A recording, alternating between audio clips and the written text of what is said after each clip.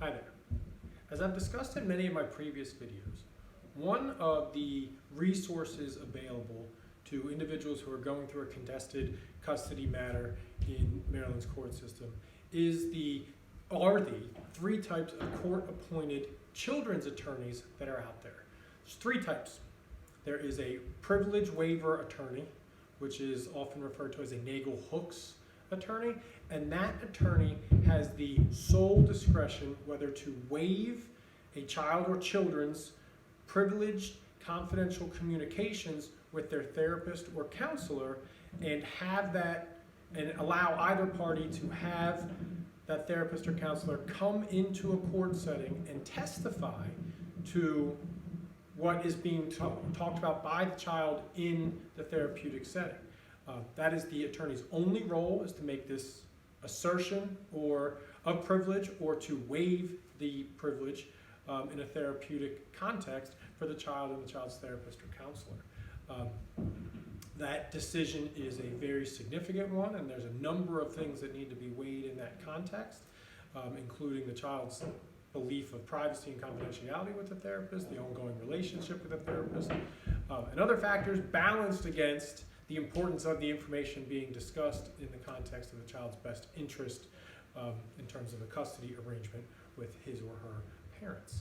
So that's one role of a court-appointed attorney, and it's kind of the most limited role. The other two roles are a best interest attorney and a child's advocate attorney. I'm going to skip to the child advocate attorney in part because they're fairly uncommon. A child advocate attorney's job, unlike what I'll discuss with a best interest attorney, is to represent exactly what the child wants to the other attorneys involved, the parent on behalf of the parents involved, and the court system. So the child is acting just as a regular adult client with this child advocate attorney, saying, I want to live with so-and-so parent, I want to be able to do this for these reasons. And the child advocate attorney's job is to go out there and to try to accomplish that for the child. In my opinion, the reason why these appointments are fairly scarce is because the court system also knows that a child's desires in those circumstances aren't fully formed. We're not talking about an adult, we're still talking about a child. And so the child advocate attorney is really a role limited to older children, maybe 15, 16, and 17. But then the court at the same time is thinking, well, this child is going to be 18 years old and not the too distant future. They'll be making their own decisions then. And frankly, as I've discussed in other videos, 16, 17, 18-year-old children have kind of the ability, in some cases, to vote with their feet, meaning if they don't want to live with a certain parent, they will physically leave that residence. So I have not come across that too often. I have never been appointed a child's advocate attorney. It's never really even come up in my 10 plus years of practicing in a serious way. I've never had anyone else request a child's advocate attorney, but they are out there. I would say the most common type of court-appointed children's attorney is the best interest attorney. And the role of the best interest attorney, like the child advocate attorney, is to represent the child or children involved. And so they don't represent mom and they don't represent dad, so they're free of that constraint. And their job is to investigate the whole situation and then advocate. Again, I've done this before, but that's probably not the best word to use here, but to represent to the court and to pursue a custodial arrangement either with the parents' attorneys, or if you have to, make a presentation to the court in some sort of custody hearing or trial. That attorney believes is in the child's best interest. Now, that part can be tricky because you have to have certain filters when you're dealing with child clients that are different than when you're dealing with adult clients. I know this. I'm regularly appointed as a best interest attorney in the Circuit Court for Howard County to represent children. And the things that your adult clients might be talking to you about as their attorney are often very different than what child clients talk to you about when you're representing them. And there is defined requirements of a best interest attorney, and one of those requirements include relaying to the court what your client's preference is when it comes to a custodial arrangement in terms of a schedule.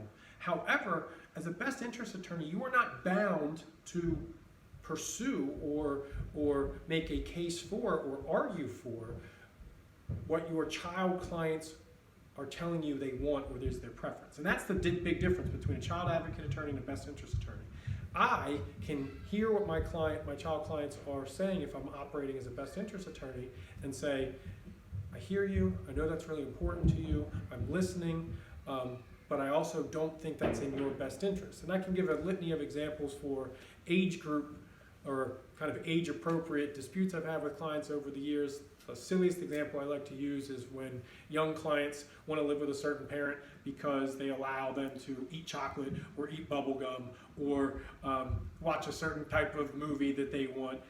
Okay, maybe my 6, 7, 8-year-old client wants to live with a parent because all they eat is ice cream. That's, something that can happen, but it's not something an adult, especially someone who's been trained in representing children, is going to ever walk into a courtroom and say, Your Honor, I think it's best that this child live with his parents or a parent because they get to eat ice cream. So that's the big difference, right? And as children get older, that silly example of eating ice cream kind of can get more complicated. Whether it's an estrangement between a parent and a child as the child goes through kind of the stages of development and puberty, hormonal changes, that can be a major problem. There can be cultural impacts.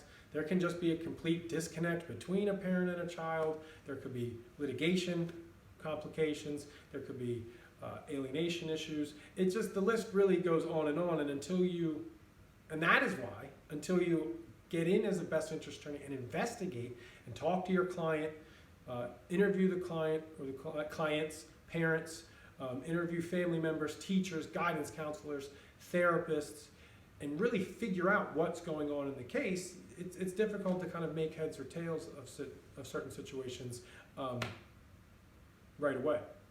Now, most best interest attorneys I've come across, one of their primary goals is to resolve the case, get an agreement that is child-friendly, child-focused, and durable for the child clients, because that's often in their best interest. If you cannot resolve the case, the best interest attorney is then required, like any other attorney, to present a case to the court as to what that attorney believes is in the client's best interest. And these situations get very, very interesting because the judges and magistrates listen very carefully to a best interest attorney. They're seen as a neutral.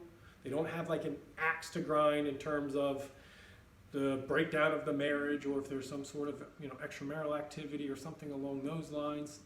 You are free from that as the best interest attorney. And the court knows that the information, or the court expects that the information presented at a hearing by a best interest attorney should be taken very seriously, because the best interest attorney has access to certain information that's often not presented in the court. The prime example of this is a best interest attorney has the unfiltered access to medical records, therapy records, child protective services reports. As a best interest attorney, you can kind of get it all. And you might not turn that into evidence in a hearing, but the court knows that you're having conversations with a therapist or these collaterals in the case, and you have a lot of reason and basis for the positions you're taking in the courtroom. One important distinction that I left out of all of this is that a court-appointed attorney means just that. The court has to issue an order that appoints an individual into one of the 3 roles we've talked about. You cannot go out and hire a best interest attorney. You cannot go out and hire a child advocate attorney or a privileged attorney. The court has to appoint that individual, and then both parties, to some degree, if it's not equal, it's often done in proportion to the party's income, have to pay that attorney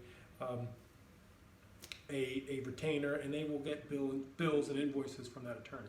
So I know this was a lot to take in, but if you have any additional questions or you'd like more information about the roles of a court-appointed attorney, most specifically best interest attorneys, do not hesitate to contact my firm, Weinberg Schwartz, at 410-997-0203. As always, there's additional information about me in the information and bio in the video that you're watching right now. And as always, please like, share, and comment on this video